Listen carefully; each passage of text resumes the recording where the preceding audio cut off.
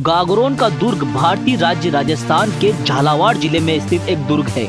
ये काली सिंध नदी और आहू नदी के संगम पर स्थित है। 21 जून 2013 को राजस्थान के 5 दुर्गों को यूनेस्को विश्व विरासत स्थल घोषित किया गया, जिसमें से गागरोन दुर्ग भी एक है। ये झालावाड़ से उत्तर में 13 किलोमीटर की दूरी पर स्थित है। ये दुर्ग दो तरफ से नदी से, एक तरफ से खाई से और एक तरफ से पहाड़ी से घिरा हुआ है। कभी इस किले में 92 मंदिर हुआ करते थे और 100 साल का पंचांग भी यही बना था। ये तीनों ओर से आहू और काली सिंध नदी के पानी से घिरा हुआ है। पानी और जंगलों से सुरक्षित ये किला कुछ ही ऐतिहासिक स्थलों में से एक है, जिसमें वन और जल दुर्ग दोनों हैं। संत पीपाजी का मठ भी, जो संत कबीर के समकालीन के रूप में प्रसिद्ध है, किले के पास स्थित है। इतिहासकारों के अनुसार इस दुर्ग का निर्माण 7वीं सदी से लेकर 14वीं सदी तक चला था। डोड राजा बिजल देव ने 12वीं सदी में निर्माण कार्य करवाया था और 300 साल तक यहाँ खींची राजपूतों ने राज किया। सीधी खड़ी चट्टानों पर यह किला आज भी बिना नींव के सदा खड़ा हुआ है। किले में 3 परकोटे हैं, जबकि राजस्थान के अन्य किलों में 2 ही परकोटे होते हैं। इस किले में 2 प्रवेश द्वार हैं, एक पहाड़ी की तरफ खुलता है तो दूसरा नदी की तरफ। किले के सामने बनी गिद्ध खाई से किले पर सुरक्षा हेतु नजर रखी जाती है। 13वीं शताब्दी में अलाउद्दीन खिलजी ने किले पर चढ़ाई की, जिसे राजा जैत सिंह खींची ने विफल कर दिया था। 1338 ईस्वी से 1368 तक राजा प्रताप राव ने गागरोन पर राज किया और इसे एक समृद्ध रियासत बना दिया। बाद में सन्यासी बनकर यही राजा संत पीपा कहलाए। देखिए हमारी ये खास रिपोर्ट। नमस्कार, आप देख रहे हैं TNI आवाज़। मैं हूं महेश कुमार। दोस्तों, सबसे पहले आपको व आपके पूरे परिवार को, TNI परिवार व TNI आवाज़ की पूरी टीम की तरफ से दीपावली की हार्दिक शुभकामनाएं। इस दीपावली हम आपको एक ऐसी जगह लेकर के आए हैं जहां के राजा, जो संत पीपाजी थे, वो महाराज थे यहाँ के। उस किले के आपको दर्शन कराने आए। फिलहाल मैं मौजूद हूँ चूड़ी बुर्ज जिसे कहा जाता है, उस सर्किल के ऊपर में मौजूद है। और मैं आपको यहाँ दिखाना चाहूँगा कि किस प्रकार से ये नदी यहाँ पे एक बहुत ही अच्छी लग रही होगी आपको देखकर। और यहाँ पे जो महाराज थे, पीपाजी महाराज थे, उनके सैनिक यहाँ पर खड़े होकर के और पूरे किले पे, मतलब ये जो जितनी भी ये थी आसपास की पहाड़ियाँ, उन पे नज़र रखते थे और ये देखते थे कि कहीं से अगर हमला भी होता है तो वो यहाँ से इस पर नज़र रखते थे। और ये जो आप सुराख देख रहे हैं, इन सुराख में वो बंदूक रखते थे और यहाँ से ही वो हमला करते थे। नीचे जो लोग रहते थे उन पे हमला करते हैं। आइए आपको और जगह यहाँ पे लेके चलते हैं। और यहाँ की जो जिस महल में महाराज रहे हैं, शीश महल भी यहाँ है और भी मंदिर वगैरह भी है, और भी यहाँ की पौराणिक जो चीज़ें हैं वो उनसे आपको रूबरू कराएंगे। आइए देखते हैं इसे स्पेशल एपिसोड में। ये जो गागरोन फोर्ट है, उसका पूरा का पूरा नक्शा यहाँ पर दिया गया है।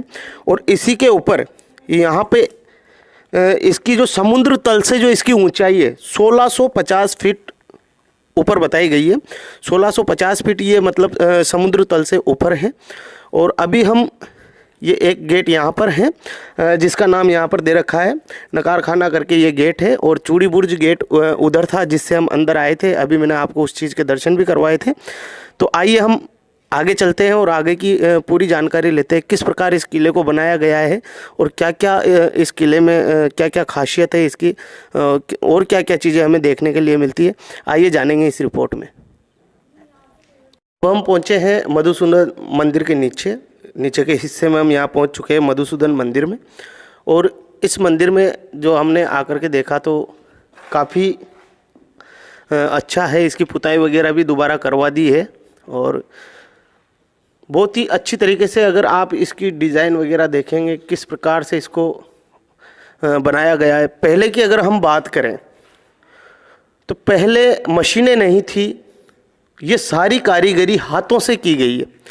कितना दिमाग होगा उन लोगों में जिन्होंने इसे बनाया होगा। आजकल मशीन इंसान का सारा काम आसान कर देती है, लेकिन जो उस समय पे मशीनें नहीं थी, फिर भी ऐसी कारीगरी, ऐसा अभी इस दरवाजे को ही आप देख सकते हैं। ये शायद मुझे लगता है मंदिर का मुख्य द्वार होगा। ये गेट तो इसमें नए हैं, पुराने नहीं, ये गेट नए लगवा दिए गए हैं इसमें। और हम इसके अंदर प्रवेश कर रहे हैं। थोड़ा अजीब सा लग रहा है हमें भी अंदर जाने में। पुराने गेट इधर टूट चुके हैं तो इधर रख दिए हैं, और ये यहाँ का शायद ये हो सकता है गर्भगृह हो यहाँ का, या मंदिर की मूर्तियाँ यहीं रखी हो। तो ये मतलब ये मंदिर था मधुसूदन मंदिर यहाँ का, और इसी को हम आपको दिखा रहे हैं। ये गेट भी नए लगे हुए हैं यहाँ पे, और ये गेट भी निकाल दिए। ये गेट भी मतलब गेट यहाँ के इस मंदिर के सारे गेट निकाल दिए हैं पुराने, और यहाँ नए लगा दिए। और एक चीज़ और, वो जो राजा महाराजाओं के जो धन वगैरह होते हैं उनकी कोठियाँ आपने नहीं देखी है तो देख लो ये मंदिरों में, और इस प्रकार से यहाँ पे धन रखा जाता था। और भी जगह हम बताएंगे आपको जिन जगहों पे ऐसे बनाए जाते थे चबूतरे या और कुछ, और उसमें फिर धन जोड़ा जाता था।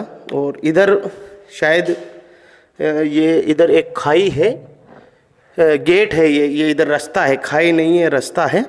जिस रास्ते से हम आए थे भैरव गेट से, वही रास्ता है। और अब हम यहाँ से बाहर निकल रहे हैं, इस मंदिर से बाहर निकल रहे हैं, और इधर हम देखेंगे कि किस प्रकार से यहाँ पे चौक है। आदमी यहाँ टहलते होंगे पुराने ज़माने में, यहाँ घूमते होंगे, बैठते होंगे धूप लेने के लिए या और किसी चीज़ के लिए। बड़े महल के एक कोने के पास हम पहुँचे हैं। इस कोने में ये गुफा दिख रही है। वैसे हमें इसमें जाने में भी डर लग रहा है, डर महसूस हो रहा है क्योंकि पूरा अंधेरा हो रहा है। फिर भी लेकिन हम आपको दिखाने के लिए इसके अंदर जाने की कोशिश करते हैं कि इसके अंदर क्या है। तो आइए हम चलते हैं। वैसे यहाँ पे जो लोग आते हैं उन्होंने यहाँ पे अपने नाम वगैरह लिख रखे हैं, अंदर तक लिख रखे हैं। तो वैसे हम इसके अंदर प्रवेश कर रहे हैं, अंधेरा है। तो हमारी जैसे हम अंदर जा रहे हैं वैसे हमारी आवाज़ में भी चेंजिंग आ रहा है, लेकिन हम अंदर पहुंच रहे हैं। इसके अंदर हम देखेंगे क्या है क्या नहीं है इसमें इधर से एक रोशनदान है, और ये यहाँ पे कुछ या तो अनाज के लिए बनाई गई होगी, शायद इसमें अनाज रखते होंगे, या हो सकता है यहाँ पे खाना वाना बनाते हो तो इसमें ये भट्टी हो यहाँ की खाना बनाने के लिए। वैसे पूरा डरावना लग रहा है, इसके अंदर जाने में भी डर लग रहा है। इधर एक और कमरा इधर है, यहाँ पे हमारी आवाज़ भी आपको लग रही होगी कि आवाज़ गूंज रही है इसके अंदर। शायद आपको इसके अंदर कैमरे में तो नज़र भी ना आ रहा हो। तो हम यहाँ से रोशनी आ रही है इस गेट से, तो इधर शायद ये बाहर का रास्ता, हाँ ये बाहर का रास्ता है। इधर से कुछ लोग भी नज़र आए। तो हम वापस बाहर इधर निकल चुके हैं दूसरी साइड में, मतलब उस कोने से घुसे थे हम, दूसरी साइड में इस बड़ के पास निकल गए। यहाँ पेड़ है, चबूतरा भी है, और बहुत ही डरावनी जगह थी। अंदर जाने में काफ़ी डर महसूस हुआ, लेकिन हम गए और बाहर भी आए। तो ये थी यहाँ की, ये एक कोने में एक शायद ये रसोई घर हो या फिर अनाज रखने के लिए इसको बनाया गया हो। पहले किसी ज़माने में जब यहाँ राजा रहा करते थे उस वक्त एक परंपरा थी जोहर करने की। वही परंपरा हमें, जब हम इस किले के अंदर प्रवेश किया हमने और इस किले में आकर के देखा, तो हमें यहाँ पर एक ये जो बोर्ड लग रहा है इस पे स्पष्ट लिखा हुआ है जोहर कुंड। यहाँ पे फ़िलहाल झाड़ियाँ हैं, और ये पूरा किला अब धीरे धीरे जंगल में बदलता जा रहा है, क्योंकि यहाँ की जो थोड़ी देख रेख है तो उसमें शायद कमी रही है, या कोई इस चीज़ का कोई अन्य कारण रहा होगा जो यहाँ पे ऐसी हालत में ये किला है। यहाँ पे पूरा आप देख सकते हैं, यहाँ पे झाड़ियाँ ही झाड़ियाँ हैं। और वैसे इसमें जाने की इजाज़त नहीं है लोगों को, लेकिन हम देखते हैं इसको किस प्रकार से इसको बनाया गया है। जो भारतीय परंपरा रही थी अब उस परंपरा को बंद कर दिया गया है। मैं कैमरामैन से कहना चाहूँगा कि एक बार पूरे इसको दिखाएं कि किस प्रकार से ये जोहर कुंड है। यहाँ पर जंगल की लकड़ियाँ वगैरह डाल करके आग जलाई जाती थी, और इस कुंड में आकर के जो पतिव्रता जो स्त्रियाँ रहती थी वो यहाँ आकर के जोहर करती थी। यह है बड़ा महल, यहाँ का गागरोन दुर्ग का बड़ा महल इसे कहा जाता है। ये आप देखेंगे कि ये पूरा ग्राउंड है और इसके अंदर छोटे छोटे कमरे बने हुए हैं, और कितनी सुंदरता से इसको बनाया गया है। और एक चीज़ और हमें यहाँ पे देखने को मिली है कि जिस टाइम पर यहाँ पे जो यहाँ के जो लोग थे, तो ये जो पुराने ज़माने की जो पत्थर की चक्की होती थी जिसे हाथ से चलाया जाता था, उस चक्की का एक नीचे वाला हिस्सा हमें यहाँ देखने को मिला है। कैमरामैन से मैं कहना चाहूँगा एक बार इसको दिखाएं कि सोचो जिस चक्की का निचला हिस्सा इतना मजबूत है, तो इस चक्की को चलाने वाले व्यक्ति कितने मजबूत होंगे, उनमें कितनी ताकत होगी, वो किस प्रकार से इस चक्की को चलाते होंगे। आज के लोग तो इसे मेरे ख्याल से चार पाँच जने भी मिलके नहीं उठा सकेंगे। इसको उठाने में 10 जने चाहिए मेरे हिसाब से। तो उस वक्त अगर एक व्यक्ति इस चक्की को चला रहा है तो उसमें कितनी ताकत होगी, कितना वो मतलब फुर्तीला इंसान होगा जो इसको चलाता होगा। आइए हम आपको कुछ और यहाँ के नज़ारे दिखाते हैं, यहाँ के कमरे आपको दिखाते हैं।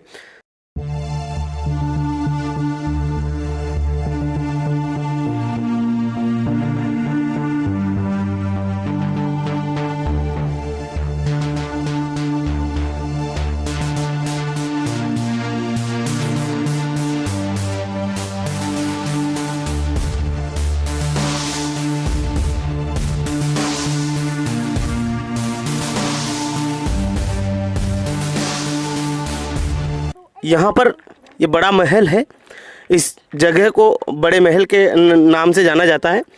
तो आइए हम देखते हैं किस प्रकार से इस महल के अंदर की जो सुंदरता है वो कैसी है। पौराणिक मान्यताओं ऐसा माना जाता है कि भाई यहाँ पहले जो मतलब राजा थे वो काफ़ी बलशाली थे, पहले मशीनें नहीं थी और सारा काम हाथों से होता था। ये जो आप चट्टानें देख रहे हो, ये जो दीवारें देख रहे हो आप, ये जो महल की जो दीवारें हैं, इनमें इतने बड़े बड़े पत्थर, इनको कैसे रखे होंगे। वाकई में पहले के जो सैनिक थे, राजा थे, पहले के जो लोग थे, वाकई में वो हेल्दी थे, उनके शरीर ऐसे ही थे कि कितनी बड़ी बड़ी चट्टानों को भी वो आसानी से उठा करके रख देते थे।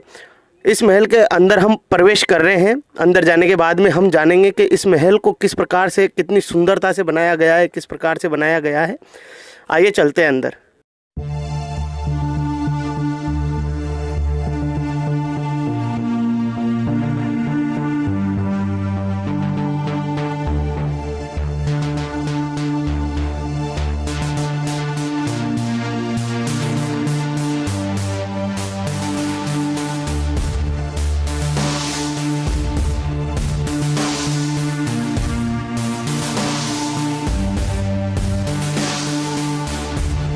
अब हम पहुँचे हैं गागरोन दुर्ग के जो मधुसूदन मंदिर है उस पर हम पहुँच चुके हैं और उसकी मंदिर की छत पे हम खड़े हैं। पूरे गागरोन दुर्ग के सबसे टॉप मोस्ट, सबसे ऊपर यही छत है पूरे गागरोन दुर्ग की।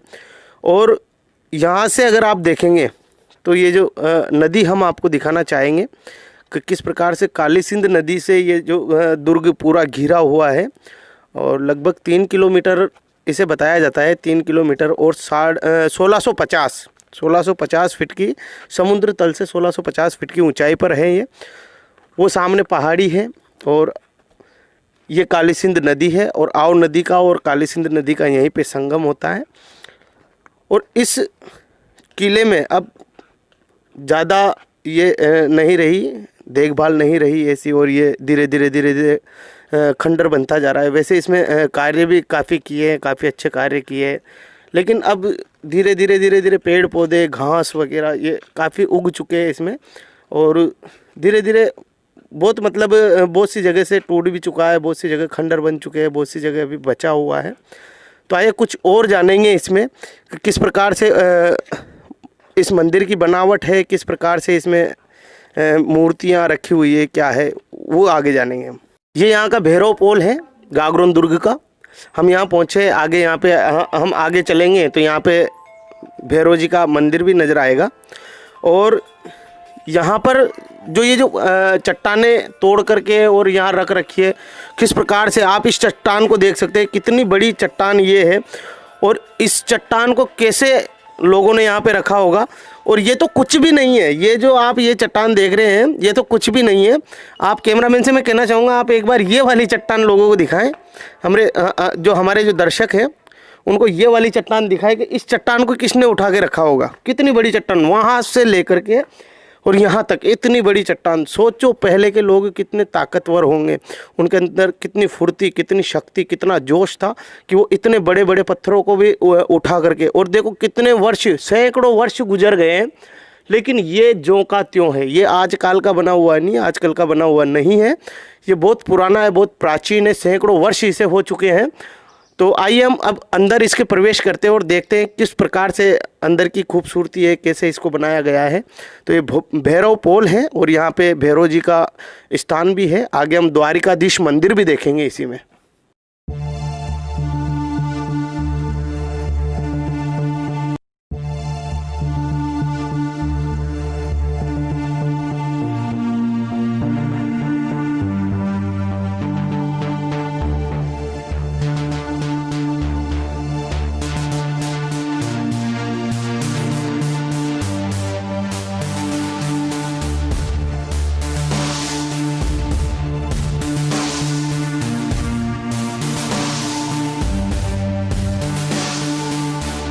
अब हम इस महल की काली सिंध नदी की साइड वाली दीवार पे पहुंच चुके हैं। यहाँ पे काफ़ी ऊंचाई पर हम हैं और पहले हमने जो आपको दिखाया था वो मंदिर था संत पीपा जी का, वहाँ बैठ के उन्होंने साधना की थी। तो वो आप देख सकेंगे, काफ़ी दूर है यहाँ से। और इस साइड से काली सिंध और इस साइड से आऊ नदी, दोनों का संगम भी आपको बहुत ही अच्छे तरीके से यहाँ से दिखेगा। तो वो जो हमने जो आपको पहले कहानी दिखाई थी संत पीपा जी के बारे में, वो इसी जगह की थी। और आप देख सकते हैं आऊ नदी और काली सिंध नदी का यहाँ पे संगम होता है। अब हम पहुँचे हैं राम बुर्ज नाम का ये यहाँ पे स्थान है और इसकी बनावट देखेंगे आप कितनी अच्छी तरीके से इसे बनाया गया है। और शायद यहाँ बैठने के लिए या किसी और चीज़ के लिए इसे बनाया गया होगा। लेकिन इधर आप काली सिंध नदी को देख सकते हैं, यहाँ पे एनीकट बना हुआ है। अभी तो आप बहुत ही अच्छे तरीके से इसे देख सकते हैं क्योंकि अभी इसमें पानी भी नहीं है, तो आपको अच्छा लग रहा होगा। यहाँ की पत्थर की बनावट भी कैसी बनी हुई है, किस प्रकार से मतलब ये चट्टानें एक दूसरे से फंसी हुई है एक दूसरे में।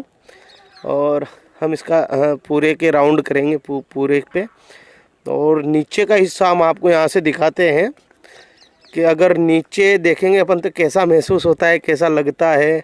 कैमरामैन से मैं कहना चाहूँगा यहाँ से नीचे का एक थोड़ा सा नज़ारा दर्शकों को दिखाएं। बहुत ही गहराई है यहाँ पे, बहुत गहरा है। मुझे तो नीचे देखने में भी डर लग रहा है, काफ़ी गहरा है।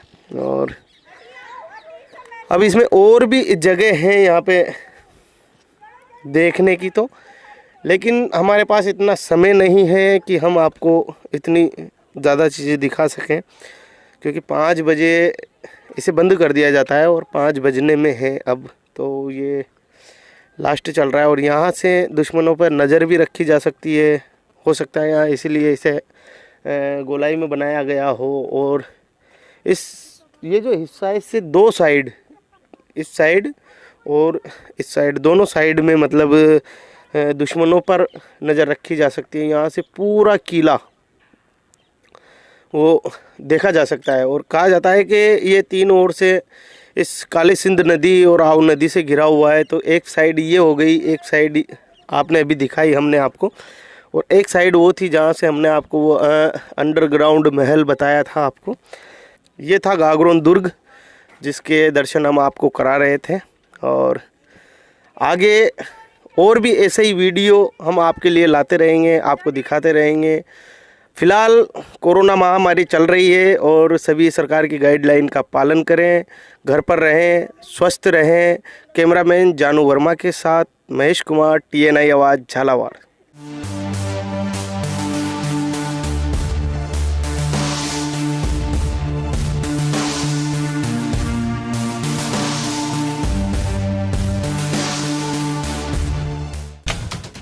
खबरें जो आपको जोड़ती हैं सीधे हमसे, जिनका आपकी जिंदगी पर होता है सीधा असर। खबरों की वही तस्वीर, बिना बदले, बिना डरे।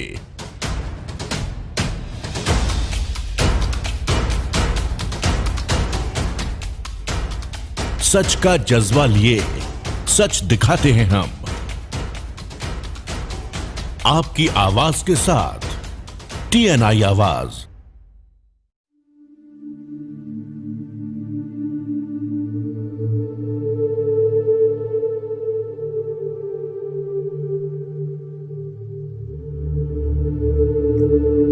क्या भगवान प्राप्ति के लिए कोई अपनी सारी संपत्ति त्याग सकता है? क्या भगवान प्राप्ति के लिए कोई राजा संत बन सकता है? क्या भगवान प्राप्ति के लिए कोई अपने प्राणों को भी दांव पर लगा सकता है? आज हम एक ऐसे ही संत के बारे में बात करने जा रहे हैं जो राजा होते हुए भी भगवान प्राप्ति की इच्छा रखते थे और उन्होंने भगवान प्राप्त करना ही मनुष्य जीवन का मुख्य उद्देश्य माना। दोस्तों, मनुष्य जीवन का मुख्य उद्देश्य भक्ति करके सिर्फ परमात्मा प्राप्त करना ही है। आइए जानते हैं इस स्पेशल स्टोरी में।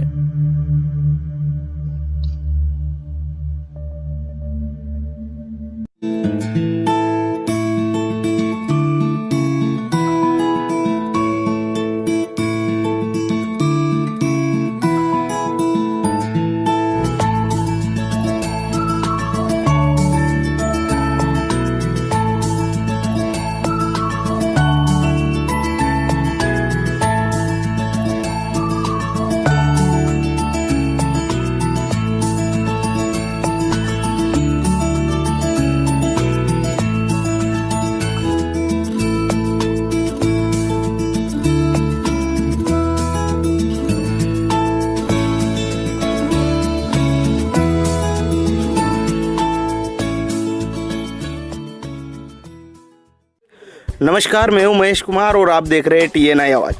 दोस्तों, अपना देश भारत देश एक अवतारों का देश रहा है। भारत देश संतों का देश रहा है। भारत देश वीरों का देश रहा है। आपने भगवान राम कृष्ण के नाम सुने होंगे, आपने महाराणा प्रताप के नाम सुने होंगे, आपने संत कबीर जी के नाम सुने होंगे। लेकिन आज मैं आपको एक ऐसे स्थान पर लेकर आया हूँ, एक ऐसी जगह पर लेकर आया हूँ जो कभी राजा थे, वो संत भी थे, वो अवतार भी थे।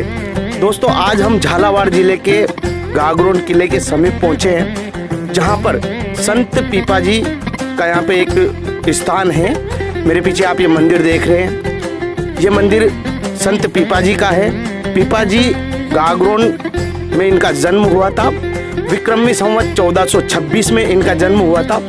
ये तभी यहाँ पे राजा थे। ये एक सच्चे संत की तलाश में निकले। उस वक्त संत रामानंद जी, जो कि काशी के संत थे, 1400 उनके शिष्य थे और उस वक्त वो बहुत ही प्रचलित थे। और तभी उनका यहाँ गागरोन में आना हुआ और जब उन्होंने संत पीपाजी ने, महाराज पीपाजी ने जब रामानंद जी का जब वो ज्ञान सुना तो उनको बहुत ही अजीब लगा, क्योंकि संत जो रामानंद जी थे वो ब्रह्मा विष्णु महेश से भी ऊपर वाली भक्ति बताते थे। और जो पीपाजी थे उनको साक्षात देवी अष्टंगी उनको साक्षात दर्शन देती थी, उनसे फेस टू फेस बात करती थी। तो उनके विचार उनके समझ में नहीं आए और उसके बाद उन्होंने आमने सामने बैठ के चर्चा की और फिर सारी शंकाओं का समाधान संत कबीर जी व संत रामानंद जी ने उनका किया। उसके बाद जो संत पीपाजी थे वो काशी गए और उन्होंने संत रामानंद जी को अपना गुरु बनाया। आइए अब इसकी कुछ स्पेशल एपिसोड आपको दिखाते हैं।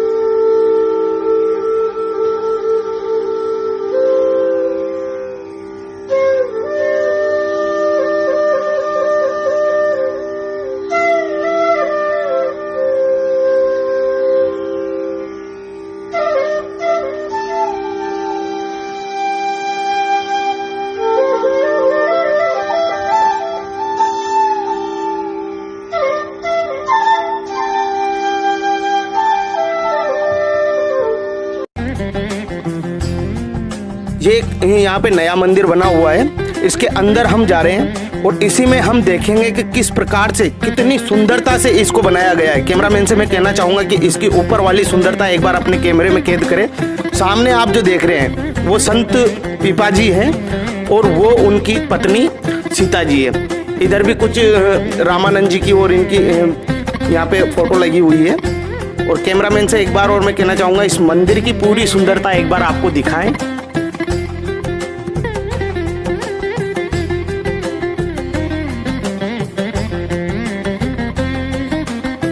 यही वो जगह है जहाँ पर संत पीपाजी बैठकर अपनी साधना किया करते थे। साइड से काली सिंध और इस साइड से आओ नदी, दोनों का यहाँ पर संगम सामने आपको दिखाएंगे कि किस प्रकार से ये दोनों नदियाँ आकर के और यहाँ पर मिलती हैं। जब ये आप देख सकते हैं इधर ये काली सिंध नदी है और इस साइड से यहाँ से आओ नदी आती है और दोनों नदियाँ आकर के सामने यहाँ पे मिल जाती है। संत पीपाजी ने अपने जीवन में काफ़ी संघर्ष किए और भक्ति मार्ग में उनका बहुत ही महत्वपूर्ण योगदान रहा।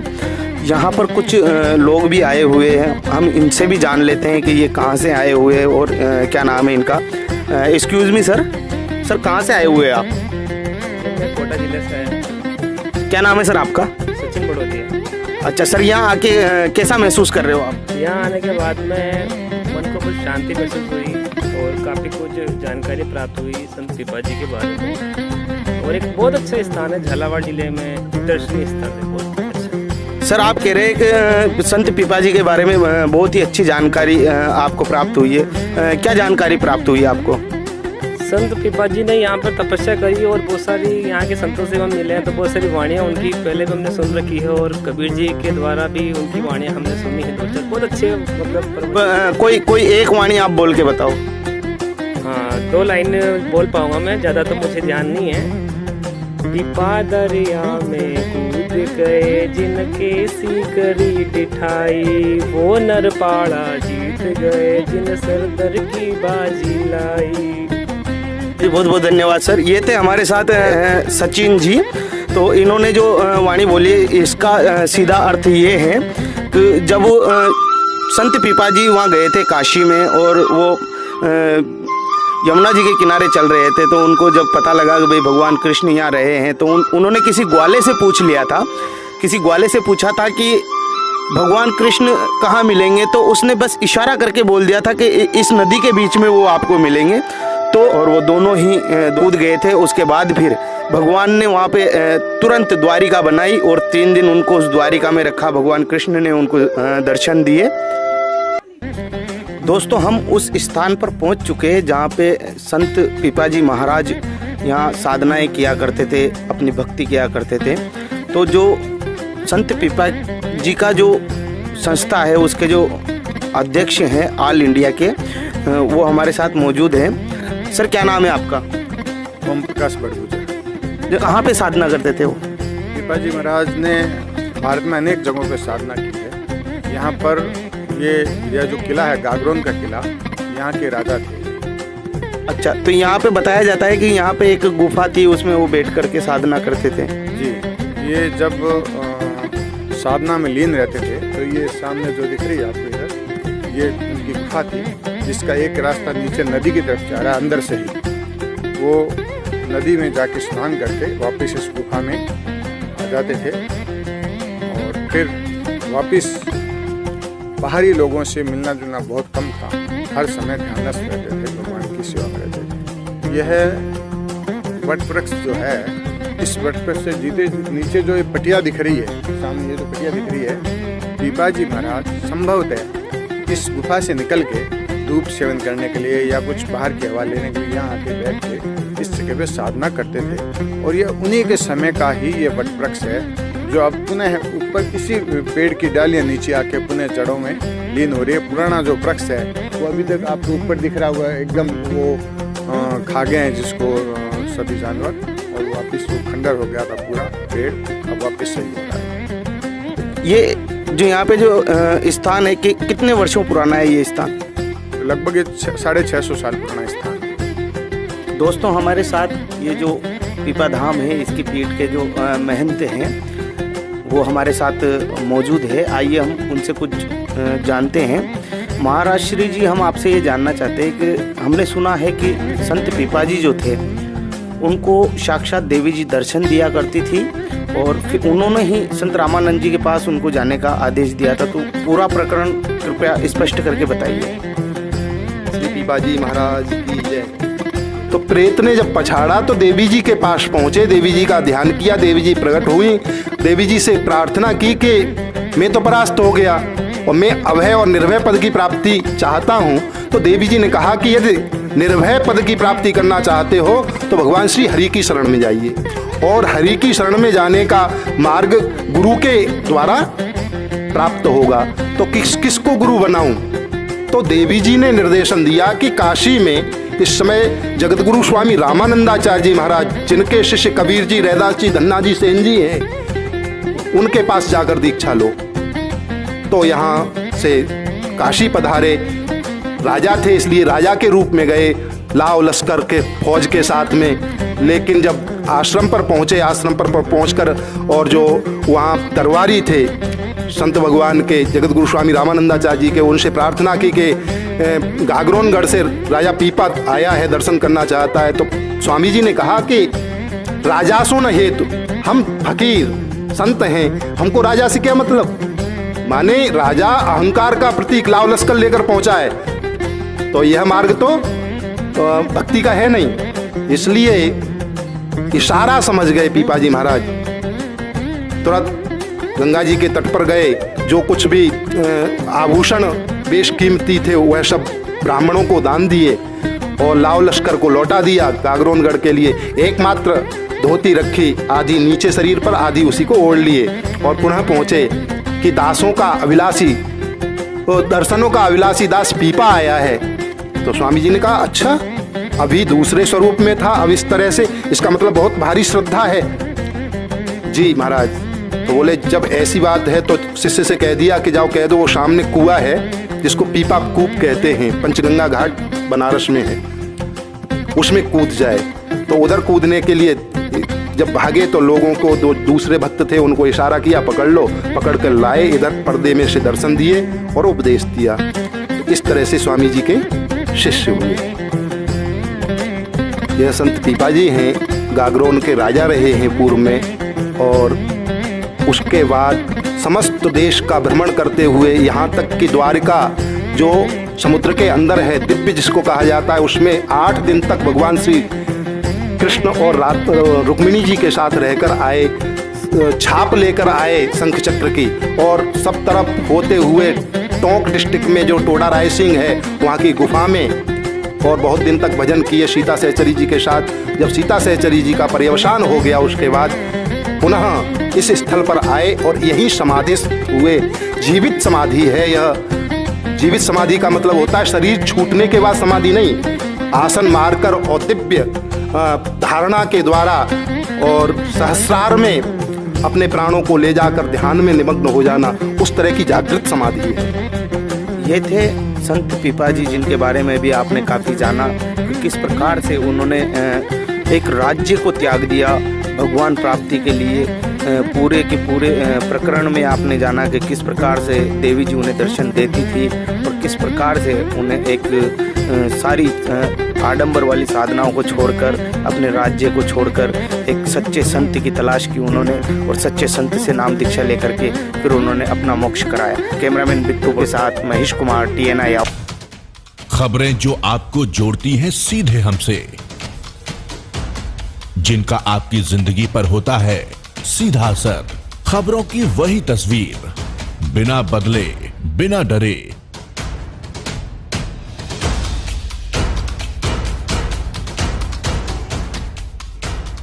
सच का जज्बा लिए सच दिखाते हैं हम, आपकी आवाज के साथ TNI आवाज।